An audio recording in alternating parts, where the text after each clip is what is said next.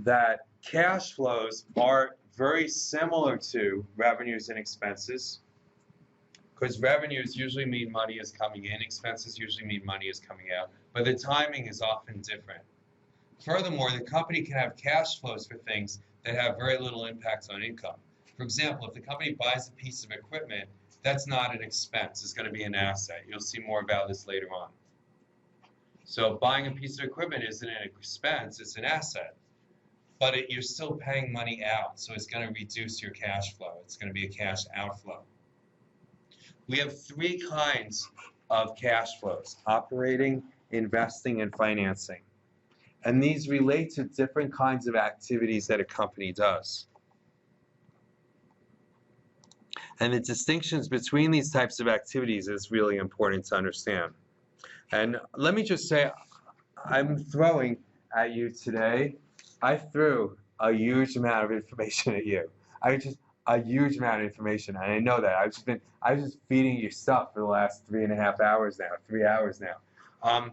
Don't be scared, because we're going to go over this again and again. So if you have a basic idea of what the 4 financial statements are and what's on them, we're going to come back to these over and over again over the next couple of weeks so that you'll really understand it. So don't feel overwhelmed in the first day that I did so much, because this is an introduction and we're going to come back to all these things again and go over them. So 3 kinds of activities: operating, investing, and financing. And let me explain what each of these are. One thing a company needs to do is it needs to run the business. So for example, if you're PepsiCo, how do you make money? You make cheap snacks and sell them at a premium, right? That's operations. So operations is all about how you manufacture those goods and how you sell them. Advertising is operations, because that's how you make money. Would that be considered day-to-day? Yeah, day-to-day operational expense, whatever you want to call it. But operations is about running the business running the business. That's what it's all about.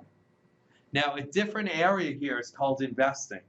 Investing is all about maintaining and buying and keeping your assets going like they should be. So basically buying factories, buying stocks and bonds to keep your stay liquid and things like that. That's all called investing activities. So investing activities really involve assets, maintaining long-term assets, maintaining financial investments and things like that. But investing activities inevitably relate to assets. Financing activities relate to where your funding comes from. So it relates to borrowing money or issuing stock to your investors. Now let's go back for a minute to the building that, we built an apartment building.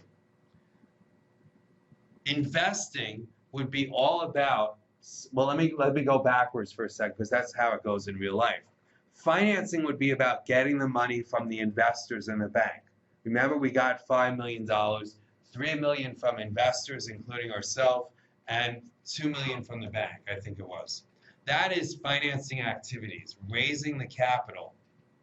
Investing is all about taking that money and investing it in a building and building it. That's what investing is about. It's about creating the assets and keeping the assets fresh in a way. If investing more in that building would be about, that'd be an investing activities. Operations is all about running the building, having the maintenance, paying the bills, bringing in the revenue, and those types of activities. So there are 3 distinct spheres of the company. Sometimes some are more important than others, but they all have to be in shape if you're going to be successful. If you can't raise the capital, that's the financing activities, then you're not going to exist. And if you don't invest the money in a building that's going to be profitable, then you're not going to be very profitable. So again, operating is your main business. Investing is building up and the PP&E and other investments in other companies. And financing is about the debt, maintaining your long-term debt and stockholders' equity. So here you can see, we divide these into 3 areas. Here you can see it for Pepsi. Pepsi has, just as a quick look, and then you'll figure out the rest of this problem yourself, Pepsi receives from its operations $8 billion. $8.448 billion. It invested back in its operations $7.668 billion, and it receives from its financing activities $1.386 billion. Now, when you're calculating cash, you have to take into consideration the fact that Pepsi operates in a lot of different countries, so it also keeps cash in a lot of different currencies which are in those different countries. So Pepsi's operations in Europe is obviously going to be run in euros rather than in US dollars. So that's just why this item is here. This is the total change in cash. They started with 3.943 billion. They ended with 5.943 billion. And it's just a coincidence here that this is such a nice even number. So, answer the questions. And we're going to have one last round of showing which financial statement everything is in. Okay, here we go. So PepsiCo's operating activities generated cash inflows of what?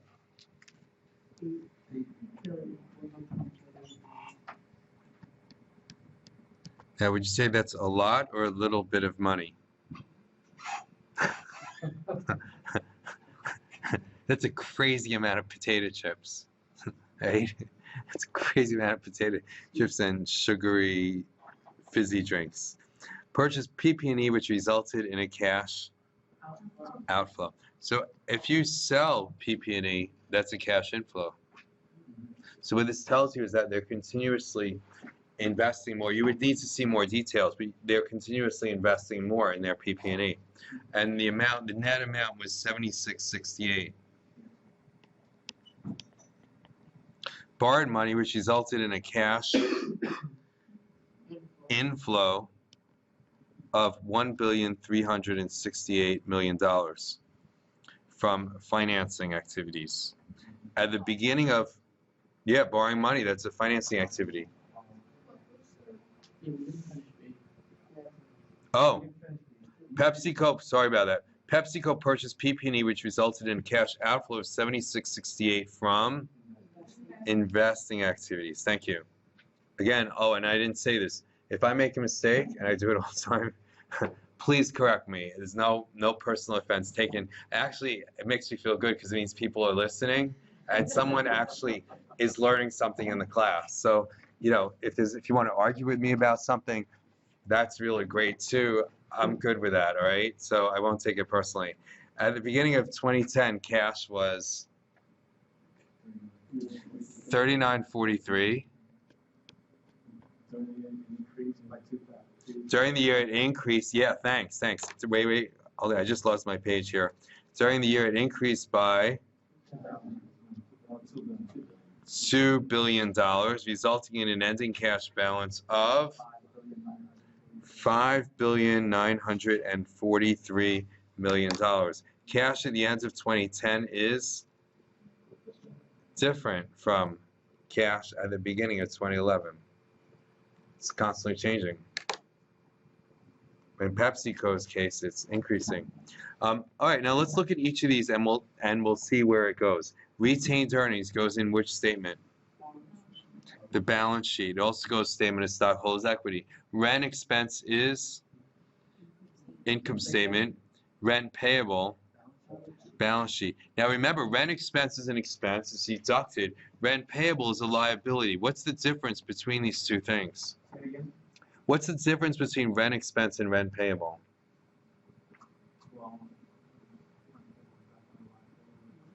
It's a liability, but what is it? It's both rent. Rent expense is the total rent you had for the year. You used space, right? So you had a certain amount of rent. You had 12 months rent payments. That would be rent expense. Okay. Rent payable is how much rent you still owe at the end of the year. A liability. So, and think about the timing here because it's very important. Rent expense is how much rent you had over a 12-month period. It's an income statement item. It's a flow over a period of time. That's rent expense. Rent payable is measured at a single point in time. It's going to be usually December 31st at the end of the day. How much rent do you still owe? So you see the difference, and that's the fundamental difference between the income statement and the balance sheet. The income statement is over a period of time, like a year. The balance sheet is a single point in time. This is the amount of money you owed on December 31st. Now, cash paid for rent is going to be obviously on which financial statement? Cash flow. How is that different from rent expense? It could be the same. Oh, you want to answer that, Sarah? I was gonna say because it says like cash paid, but it Yeah. the same. Because cash is paying out. You're paying out money, so it's like an outflow for you. It's an outflow. Right. But how's that different from rent expense? That's when you're actually paying it, or rather than. When you're actually paying it rather than, yeah. It's being owed. You're paying it rather than being owed. All right, so let me give you an example, all right? I have $1,000 a month rent. Every month I pay my rent. I've got $12,000 worth of rent expense, and I got $12,000 of cash paid for rent. It's the same. You follow? And I have no liability, no rent payable at all, because I paid all my rent. But let me give you a different scenario for a second. $1,000 rent a month again. I've paid 10 months. I haven't paid November and December yet. Okay. My rent expense is still $12,000 because rent every month is $1,000. Okay. My rent expense is $12,000. My rent payable is how much? How much do I still owe? $2,000. And how much rent did I actually pay? $10,000. That's the difference. You want me to write that down? Yeah. Let's just go over it one more time, all right? It's $1,000 a month, and I paid 10 months. So my rent expense would still be $12,000 because that's my monthly rent, $1,000. $1,000 a month times 12 months is $12,000. But I only, yes, Sarah. The rent expense, I guess, is the sum of how much it costs to you to live there. Exactly.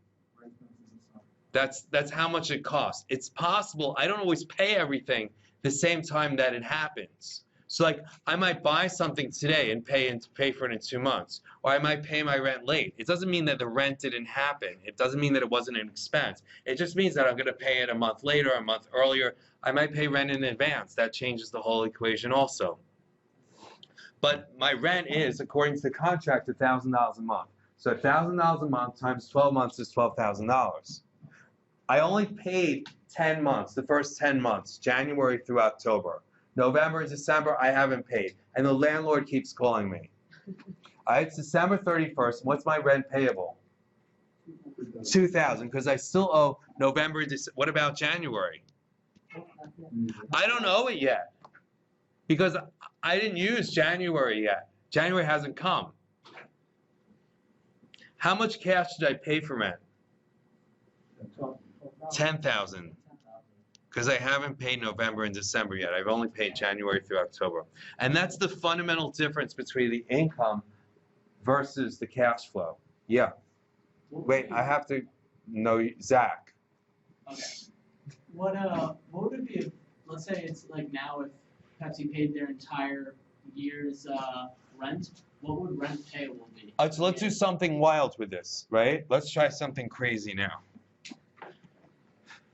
I don't want to get carried away, but let's suppose, right, on December 30, okay, paid rent every month. It's $1,000 a month. And then on December 30th, some rogue accounting employee wrote a check, prepaid the rent for the whole next year. Went completely nuts with the checkbook. All right? Paid 12 months rent for next year on December 30th. Okay, drank a little too much at the New Year's party. What's the rent expense? $12,000. $1,000 a month, 12 months. That's how much rent you used. What's the rent payable? Zero. Nothing. What's cash paid for rent? No. 24,000. They paid 12,000 during the year, right? And then this nut employee paid another 12,000. So you paid another 24,000. And then for next year, what would be the rent payable? Wait, I'm not done yet. Now you got an asset. You got an asset called prepaid rent. Prepaid rent is going to be 12,000. Because now you got an asset, prepaid rent, 12,000. Next year, now this is a great question, right? I'm glad you asked it. What happens next year? I'm going to change color for this. How much rent expense do you have next year? 12 months, $1,000 a month. Rent expense next year is $12,000. How much rent payable do you have at the end of next year? December 31st, 2015. 0. You don't owe any rent as of the end of the year. How much cash did you pay for rent? 0. No, I paid that in 2013. Remember, December 30th, 2013, I paid all the rent in advance for this year. So 2014, I paid 0 rent. And what's my prepaid rent? As of December 31st, 2015. 0, because I used it all up. Let me say over 2015 again. Let's do the whole story again, right? 2014, pay rent every month. December 30th, 2014, accounting employee, too much to drink at the holiday party, writes a $12,000 check to prepay the rent. Sends it in the mail. Too late. The end of the year then, you have rent expense of $12,000, because 12 months, $1,000 a month. Rent payable, 0. Cash paid for rent, $12,000, because that's what's paid during the year, plus another $12,000 for the prepayment on December 30th. So $24,000, and now you have an asset, prepaid rent, $12,000. 2015, forward 1 year. Rent expense is still $12,000, because it's $1,000 a month, 12 months. Rent payable is what? How much money do I owe on December 31st, 2015? Nothing. My account is clear. How much cash did I pay for rent in 2015? 0, because I paid it all in 2014. And what's my prepaid rent on December 31st, 2015? 0.